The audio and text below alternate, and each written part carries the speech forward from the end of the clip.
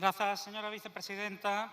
O actual sistema de financiamento é gravemente lesivo para Galiza, un país que, como consecuencia da falta de soberanía política e tamén fiscal, se sitúa a cola do Estado en indicadores socioeconómicos e de calidad de vida. É unha situación que debe mudar o antes posible. Por iso lle pregunto, está o Goberno en disposición de acordar un sistema de financiamento xusto para Galiza que recoñeza a súa singularidade e acabe coa discriminación que implica o modelo actual?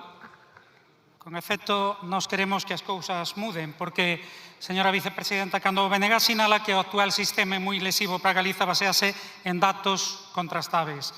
Para comezar, nen sequera toma en conta de maneira adecuada factores como a dispersión poboacional que encarece todos os servizos ou o envellecemento.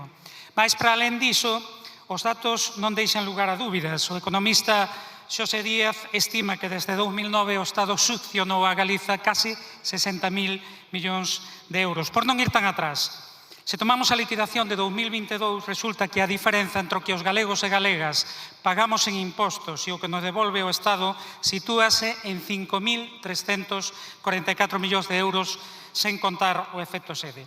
Mesmo que houbese que destinar metade deses recursos, desa contía para o pagamento dos chamados servizos comuns, estamos a falar dun incremento dos recursos públicos para a Administración galega de máis de 20% en relación cos orzamentos de Galiza.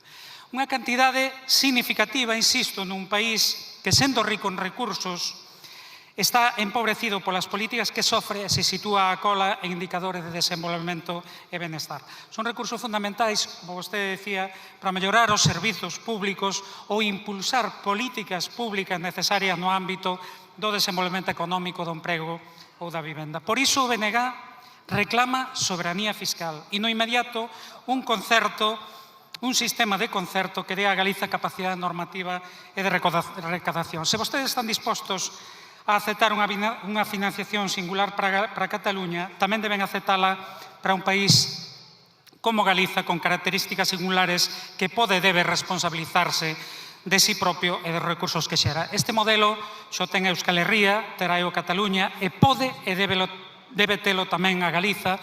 Lembramos as 3 nacionalidades históricas recoñecidas na Constitución, porque é de xustiza. Moito obrigado.